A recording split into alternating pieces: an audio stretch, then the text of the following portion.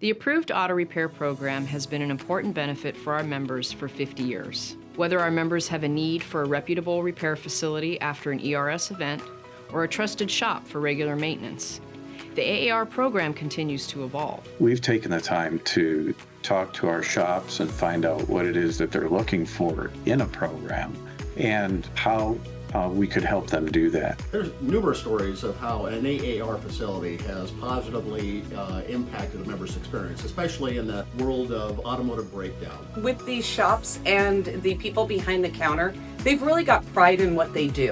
They take care of the member as if it was their grandmother or their mother that was stranded or having a bad day. AAA had a standard that nobody else had. We wanted to make sure that our waiting room was appropriate.